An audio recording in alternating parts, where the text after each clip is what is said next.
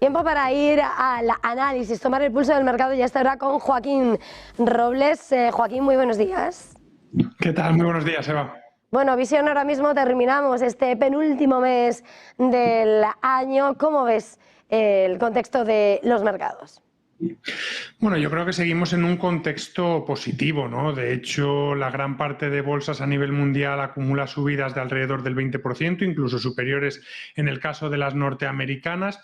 Es verdad que ahora tenemos como dos focos, ¿no? El foco en el que nos hemos estado moviendo todo el año de la evolución de la inflación, ya que eso va a condicionar los próximos movimientos de los bancos centrales. Ahora se prevé que los bancos centrales puedan adoptar una postura más prudente y que sean un poco más lentos, ¿no?, los próximos recortes, pero bueno, de momento como que el crecimiento está acompañando, sobre todo en Norteamérica. Aquí en Europa se está viendo un mayor debilitamiento, pero los inversores siguen mirando muy de cerca cómo son esas expectativas de los recortes de los tipos de interés, pero desde las elecciones norteamericanas y sobre todo con la victoria de Trump, como que todo esto ha quedado también un poco en stand-by y se espera el 20 de enero a que tome posesión en el cargo y a ver cuáles van a ser esas primeras decisiones, ¿no? Porque hay muchas amenazas en cuanto a aranceles o en cuanto a recortes de impuestos o cómo todo este tipo de medidas puede afectar a la inflación y cómo puede afectar al entorno económico a nivel global, y quizás hasta esa fecha pues vamos a ver un poco más quizá de volatilidad o de unos inversores que están a la expectativa.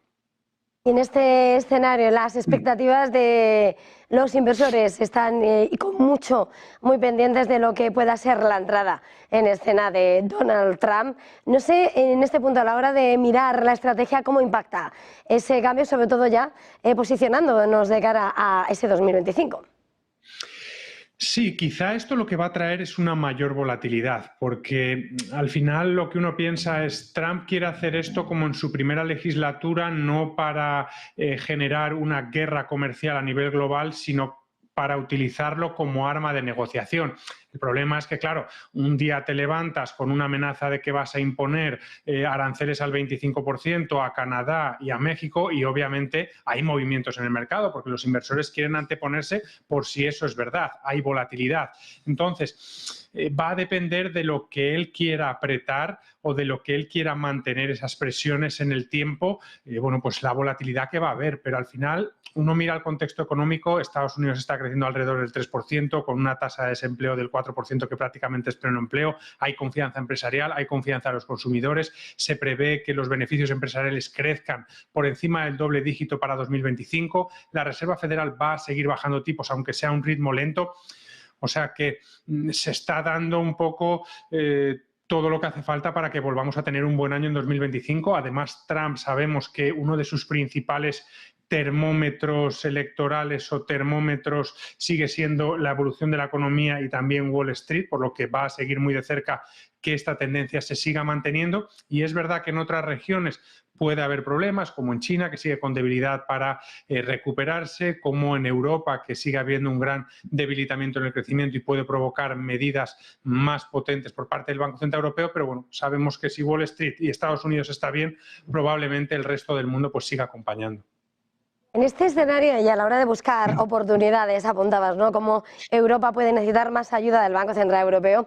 No sé, de cara a la reunión del BCE de diciembre, ¿qué esperáis? Porque están las voces como Schnabel que dicen no hay que, hay presión inflacionista, hoy hemos visto el dato de inflación, no hay que rebajar esa restricción económica, y Villarroa, por ejemplo, diciendo todo lo contrario, que no va a poder seguir esos tipos restrictivos. No sé cuál es vuestra lectura de la situación y, en ese contexto, a la hora de mirar oportunidades en Europa, ¿qué veis?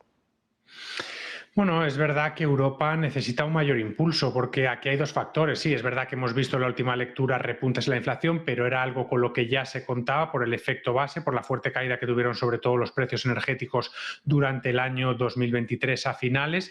Pero bueno, se espera que durante el primer semestre la inflación siga estabilizada en ese entorno del 2%, incluso por debajo. Además, estamos en un proceso de debilitamiento, por lo que eso probablemente siga presionando los precios a la baja, y aquí Europa tiene varios problemas. Por un lado, problemas económicos. Estamos viendo sus dos principales potencias, Alemania y Francia, muy debilitadas, con un peso industrial. Hemos visto que ha caído la demanda exterior, además ambas con incertidumbre política, uno con un adelanto electoral y la otra que tiene que llegar pues a un acuerdo de presupuestos, si no puede verse incluso amenazado a otro proceso electoral, y un problema más global de toda la Unión Europea de gobernanza, ¿no? Ahora de repente puede empezar a haber presiones arancelarias por parte de Donald Trump y ¿a quién se va a dirigir? Antes que parecía que la portavoz podía ser Merkel, ahora Alemania muy dividida, Francia también, en Europa hay una falta de liderazgo muy grande, por lo que sí que podemos ver en ese sentido cómo hay capital que empieza a irse a otras regiones que pueden tener una mayor estabilidad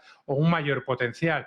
Y aquí en Europa, bueno, pues veremos. Es verdad que los servicios hasta ahora se están comportando muy bien y es probable que durante el primer tramo del año que viene sigan comportándose bien, ¿no? Seguimos viendo cómo la confianza de los consumidores, ¿no?, a pesar de todas estas incertidumbres, sigue manteniéndose alta, sobre todo apoyada por esa tasa de desempleo que sigue siendo baja y ese crecimiento de los salarios que sigue por encima de la inflación. Pero bueno, veremos cómo avanza, ¿no? Y sobre todo cómo empieza la primera parte del año con las elecciones en Alemania y también con la entrada de Donald Trump.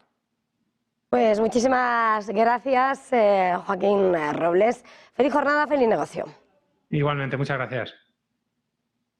Nosotros hacemos ahora una pequeña pausa y enseguida volvemos.